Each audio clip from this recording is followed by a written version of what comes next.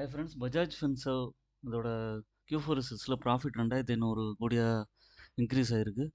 Revenue 6% மேலே increase ஆகிருக்கு. Last quarterly ரிசல்ட்ஸோட இன்னும் நல்ல இம்ப்ரூவ்மெண்ட்ஸ் கொடுத்துருக்காங்க. இந்த ஷேரோட ப்ரைஸ் வந்து பார்த்தீங்கன்னா ₹1,747 இருக்குது. இந்த கம்பெனி மெயினாக வந்து ஃபினான்ஷியல் சர்வீஸ் ப்ரொவைடர் இருக்காங்க. அசெட் அக்யூசிஷன் அப்புறம் asset protection through general insurance பிஸ்னஸில் இருக்காங்க. ரிட்டர்ன் ஆன் ஈக்விட்டி வந்து 13.2, ஸ்டாக்கோட பி வந்து 28.2 இருக்குது. டெப்ட் ஈக்விட்டி வந்து 5.52 இருக்குது. அதை குறைக்க ட்ரை பண்ணிகிட்டு இருக்காங்க. இந்த ஷேர் வந்து பார்த்திங்கன்னா லாங் டேர்ம் பெர்ஸ்பெக்டிவ் தான் ஏற்ற ஸ்டாக்கு. ஏன்னா ஒரு 2025 மே அது மாதிரி பார்த்திங்கன்னா ₹2,035 அந்த ரேஞ்சில் இருந்தது. அதுக்கப்புறம் வந்து ஒரு நல்ல கரெக்ஷன் கொடுத்து ஏப்ரல் மாதம் போல் ₹1,647 வந்துச்சு இந்த வருஷத்தில். அதுக்கப்புறம் இப்போ தான் பிக்கப் ஆகி ஏற ஆரம்பிச்சிருக்கு. ஏன் லாங் டேர்ம் பெர்ஸ்பெக்டிவில் ஓகேன்னு சொல்கிறேன்னா, இந்த ஷேர் மெதுவாக தான் ஏறும். குவார்ட்டர்லி ரிசல்ட்ஸ்லாம் பர்ஃபார்மன்ஸ் நல்லா வரும்போது முன்னேற்றங்கள் கொடுக்கும். 1-2 குவான்டிட்டிஸ் வந்து அக்யூமுலேட் பண்ண முடியும்.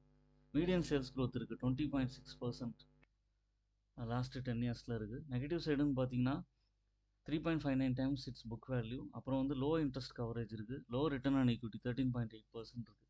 பட் 13.8ங்கிறது ஒரு ரீசனபிளி ஓகே தான் ரிட்டர்ன் ஆன் ஈக்விட்டியில். உங்களுக்கு ஒரு ஸ்டேபிளான ரிட்டர்ன் வேணும் அப்படிங்கிற மாதிரி இருந்தால் பஜாஜ் ஃபின்சர்வ் ஷேரை கன்சிடர் பண்ண முடியும். இதில் குவார்ட்டர்லி ரிசல்ட்ஸில் சேல்ஸ் வந்து 23,000 கோடியிலேருந்து 38,000 கோடியாக இன்க்ரீஸ் ஆகிருக்கு, விச் இஸ் குட் லாஸ்ட் 2 இயர்ஸில். அதுக்கப்புறம் வந்து நெட் ப்ராஃபிட் வந்து 3,335 கோடியிலேருந்து 5,226 கோடி பக்கம் இன்க்ரீஸ் ஆகிருக்கு. எவ்ரி குவார்ட்டர் பார்த்திங்கன்னா நல்ல இம்ப்ரூவ்மெண்ட்ஸ் கொடுத்துருக்காங்க. பார்த்திங்கன்னா கொஞ்சம் கொஞ்சமாக அந்த நெட் ப்ராஃபிட் வந்து இன்க்ரீஸ் ஆகிட்டே வந்திருக்கு. சில குவார்ட்டர்ஸ் கொஞ்சம் பர்ஃபார்மன்ஸ் இறங்கினாலும் அதுக்கப்புறம் பிக்கப் பண்ணி அவங்களால மேலே இம்ப்ரூவ்மெண்ட்ஸ் கொடுக்க முடியுது. ப்ராஃபிட் அண்ட் லாஸ் ஸ்டேட்மெண்ட்டில் நெட் ப்ராஃபிட் வந்து 2,400 கோடியிலேருந்து 19,000 கோடி பக்கம் இன்க்ரீஸ் ஆகிருக்கு லாஸ்ட்டு ஒரு 10 இயர்ஸ் பீரியடில். 10 இயர்ஸ் பீரியட் லாங் டேர்ம் பெர்ஸ்பெக்டிவில் யோசிக்கிறீங்க அப்படின்னு சொன்னால் இது ஒரு நல்ல ஸ்டாக்கை கன்சிடர் பண்ண முடியும். ஏன்னா ஒரு 15 to 18% வந்து உங்களுக்கு ப்ராஃபிட் க்ரோத் இருக்குது. அதுக்கப்புறம் சிஏஜிஆர் க்ரோத் வந்து பார்த்திங்கன்னா 25% இன்க்ரீஸ் ஆகிருக்கு. ரிட்டர்ன் ஆன் ஈக்விட்டியும் கன்சிஸ்டண்ட்டாக ஒரு 14% மெயின்டைன் பண்ணுறாங்க. பேலன்ஸ் ஷீட்டு வந்து நல்லாவே மெயின்டைன் பண்ணுறாங்க. லைபிலிட்டிஸ் வந்து பார்த்திங்கன்னா 88,000லேருந்து 7,58,000 இருக்குது. டோட்டல் அசட்ஸும் வந்து 88,000லேருந்து 7,58,000 மெயின்டைன் பண்ணிகிட்டு இருக்காங்க. ரிசர்வ்ஸ் நல்லா இருக்குது. அதுக்கப்புறம் கேஷ் ஃப்ளோ வந்து நல்லா மெயின்டைன் பண்ணுறாங்க. மெயினாக வந்து ஷேர் ஹோல்டிங் பேட்டர்ன் பார்க்கணும். ஷேர் ஹோல்டிங் பேட்டர்ன் பார்க்கும்போது ப்ரொமோட்டர்ஸ் கிட்டக்க 58% இருக்குது. ஃபாரின் இன்வெஸ்டர்ஸ் 7% ஹோல்ட் பண்ணுறாங்க அந்த ஷேரை. டிஏஎஸ் வந்து 11.76% ஹோல்ட் பண்ணுறாங்க. பப்ளிக் கிட்டக்க 22% இருக்குது. மொத்தம் வந்து ஒரு 6 லட்சம் ஷேர் ஹோல்டர்ஸ் இருக்காங்க.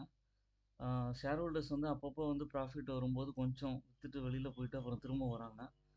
ஆனால் வந்து இது கண்டிப்பாக வந்து உங்களால் லாங் டேர்ம் பெர்ஸ்பெக்டிவில் கன்சிடர் பண்ணும்போது அட்லீஸ்ட் ஒரு 15% ரிட்டர்னுக்கு நீங்கள் வந்து எதிர்பார்க்க முடியும். பஜாஜ் ஃபின்சர்வ் ஓன் அனாலிசிஸ் பண்ணிவிட்டு கன்சிடர் பண்ணுங்கள். என்னோடய சேனலை சப்ஸ்கிரைப் பண்ணுங்கள், லைக் பண்ணுங்கள், எல்லா வீடியோஸும் பாருங்கள். பெல் நோட்டிஃபிகேஷன் ப்ரெஸ் பண்ணி வச்சுங்க. அப்போ தான் இந்த மாதிரியான யூஸ்ஃபுல் இன்ஃபர்மேஷன் கிடைக்கும். எப்போவுமே வந்து ஸ்டாக் மார்க்கெட்டில் இன்வெஸ்ட் பண்ணும்போது பொறுமை அவசியம்.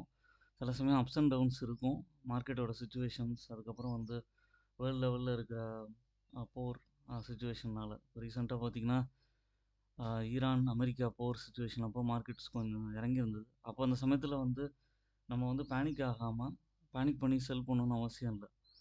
அதை ஒரு ஆப்பர்ச்சுனிட்டியாக கன்சிடர் பண்ணி நம்ம வந்து இன்வெஸ்ட் பண்ணோம். இப்போ ட்ரம்ப் வந்து திடீர்னு வந்து ஏதோ ஒரு அனௌன்ஸ்மெண்ட் பண்ணுறாரு, ஏதாவது இறங்குது அப்படின்னு சொன்னாங்கன்னா நம்ம வந்து ஏற்கனவே அனலைஸ் பண்ணி வச்சுருக்கிற ஸ்டாக்ஸில் நல்ல ஸ்டாக்ஸில் இன்வெஸ்ட் பண்ணிங்கன்னா நல்ல ரிட்டர்ன் கிடைக்கிறதுக்கான பாசிபிலிட்டிஸ் இருக்குது.